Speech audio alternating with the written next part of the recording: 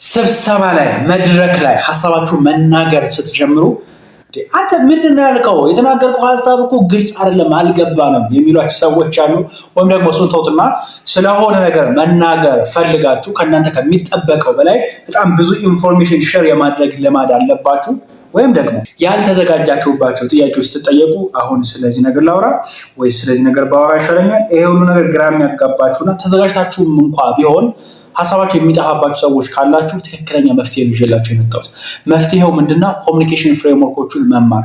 ይኸውላችሁ ፍሬምወርክ ማለት ቱቦ ነው። ጭንቅላታችን ውስጥ የሚብላላውን የሐሳብ ውሃ ቻነል አድርጎ ለምታወሯቸው ሰዎች እንድታቀርቡ የሚያግዛችሁ መሳሪያ ነው።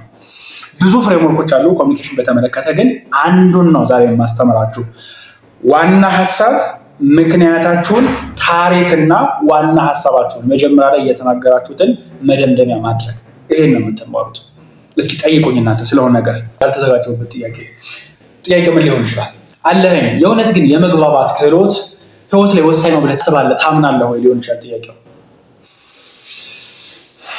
በዚህ ከታየር አስገባለሁ፣ ወዲያው አልመልስም። 2 ሰከንድ 3 ሰከንድ እንጠብቃቸዋለን፣ ችግር የለውም።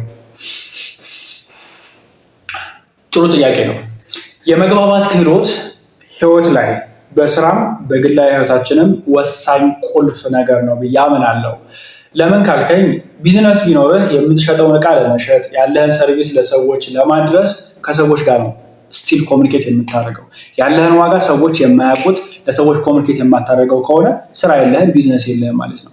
ማህበራዊ ህይወት ላይም ከመጣህ አንተ ከምታገኛቸው ሰዎች ጋር በተሻለ መንገድ ኮኔክት ለማድረግ የተሻለ ግንኙነት ለመፍጠር የአንተ የመግባባትና ሐሳብህን ኮንቬይ የምታደርግበት መንገድ ወሳኝ ነው።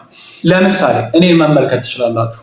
የንግግርና የመግባባት ክህሎቱን ከማዳበሩ በፊት የነበረ አለኝና አሁን ያለው አለኝ ፈጽሞ የሚገናኙ አይደሉም።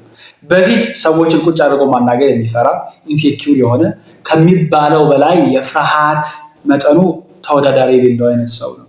አሁን ደግሞ ሰዎችን የሚያስተምር ኮች የሚያደርግ ምንም አይነት ሰው ጋር እንኳ ቢሆን ቁጭ ብሎ ሐሳብን መናገር የሚችል ሰው ሆኗል። ወደፊት የሚሻሻል ቢሆንም ማለት ነው። ስለዚህ በእኔ እምነት የመግባባት ክህሎት በህይወት ትልቁ ሰው ሊማረውና ማስተር ሊያደርገው የሚገባ ትምህርት ነው ብዬ አምናለሁ። አያችሁት? የትኛው ይሻላል? አሁን ሐሳብን ለመግለጽ በቀጥታ ግልጽ በሆነ ሳላንዛዛ ዙሪያ ጥምጥም ሳልሄድ ጥያቄያችሁን መለስኩላችሁ ማለት ነው። ስለዚህ እናንተም ለመጠቀም ግዴታ አፕላይ ልታደርጉት ይገባል። ይሄን ወስዳችሁን ካልሞከራችሁ ትርጉም የለው። ሞክሩት። ስራ ቦታ ሊሆን ይችላል፣ ከጓደኞቻችሁ ጋር ፋሚሊ ጋርም ስታወሩ ሊሆን ይችላል። ይሰራል። ለምን? ከእናንተ የሚጠበቀው መሞከር ብቻ ነው። ዋና ሐሳባችሁ፣ ምክንያታችሁ፣ ከዛ ስቶሪ ወይም ምሳሌ ካለ ከዛ ዋና ሐሳባችሁን መደምደሚያ አድርጉት ማለት ነው። ቪዲዮ ከተመቻችሁ ላይክ አድርጉት፣ ለጓደኞቻችሁም ሼር አድርጉላቸው። እናንተም የመግባባት ክህሎታችሁን ማሳደግ የምትፈልጉ ሰዎች ከሆናችሁ ትክክለኛ ቦታ ነው የመጣችሁት። ቻናሉን ሰብስክራይብ በማድረግ ቤተሰብ ሁኑ። አመሰግናለሁ።